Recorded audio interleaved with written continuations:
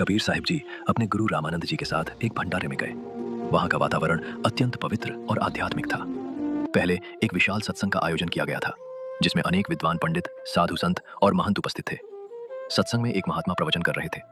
वे बता रहे थे, यदि भगवान की सच्ची पहचान करनी हो तो भगवान राम जैसा बनो, जिन्होंने कभी उच्च नीच में भेदभाव नहीं किया। उदाहरण के तौर पर श्री राम जी ने शबरी नाम की एक भीलनी, जिसे समाज निम्न समझता था, उसके झूठे बेर भी भगवान श्री राम ने हंसते हंसते खा लिए। इस बात को सुनकर सभी लोग भाव विभोर हो रहे थे और समानता का संदेश सुन रहे थे।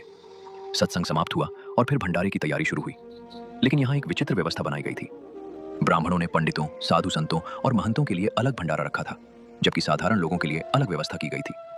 ये वही लोग थे जो अभी अभी मंच से समानता की बातें कर रहे थे। जब ब्राह्मणों ने देखा कि कबीर साहिब जी भी अपने गुरु रामानंद जी के साथ आए हैं, तो उनके मन में भेदभाव आ गया। उन्होंने सोचा कि कबीर जी तो जुलाहा जाति से हैं, इसलिए उन्हें इस विशेष भंडारे से दूर रखना चाहिए। इसके लिए उन्होंने एक चाल चली। उन्होंने घोषणा की, जो भी इस विशेष भंडारे में प्रवेश करना चाहता है, उसे चारों वेदों का एक एक मंत्र सुनाना होगा। जो वेद मंत्र नहीं सुनाएगा, वह आम लोगों के साथ बैठकर भंडारा कर सकता है। सभी विद्वान पंडित और महंत अपने अपने ज्ञान का प्रदर्शन करते हुए वेद मंत्र सुनाकर अंदर जाने लगे। अब बारी थी रामानंद जी की, जिन्होंने सहजता से मंत्र सुना दिया, भूर्भुवः स्वः तत्सवितुर्वरेण्यम भर्गो देवस्य धीमहि धियो यो नः प्रचोदयात्। उनके बाद कबीर साहिब जी की बारी आई। ब्राह्मणों ने कहा, कबीर जी, इस विशेष भंडारे में सिर्फ वही प्रवेश कर सकता है जो चारों वेदों का ज्ञान रखता हो, अर्थात आपको भी चारों वेदों में से एक एक मंत्र सुनाना होगा। कबीर साहिब जी ने अत्यंत विनम्रता से उत्तर दिया, भाई, मैं तो अनपढ़ हूँ, आप सब लोग तो विद्वान हैं, मुझे कहाँ वेदों के मंत्र पढ़ने आते हैं। ये सुनकर कुछ लोग मन ही मन मुस्कुराने लगे। सोचने लगे कि अब कबीर जी बाहर ही रह जाएंगे। तभी कबीर साहिब जी ने पास ही खड़े एक भैंसे की ओर देखा, जो कुछ दूरी पर शांत भाव से खड़ा था। उन्होंने उसे प्रेम पूर्वक पुकारा, अरे भैंसा राम भाई, जरा इधर आना।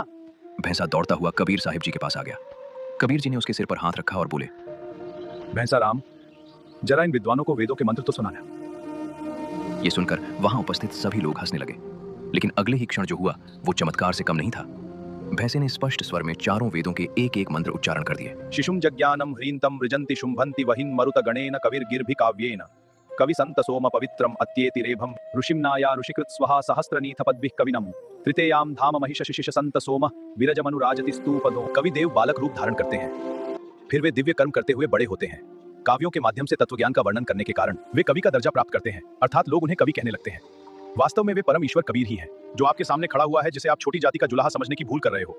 यह सारी सृष्टि का रचनाहार कबीर परमात्मा है। वहां उपस्थित सभी पंडित, महंत और ब्राह्मण स्तब्ध रह गए। उनकी आंखें फटी की फटी रह गईं। किसी को विश्वास नहीं हो रहा था कि एक पशु वेदों का ज्ञान सुना सकता है। लो भाई, भैंसाराम ने मंत्र सुना दिए, अब इसे भी अपने साथ बैठाकर भंडारा करा लो।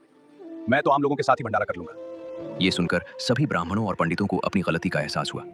वे शर्म से झुक गए और कबीर साहिब जी से क्षमा मांगने लगे।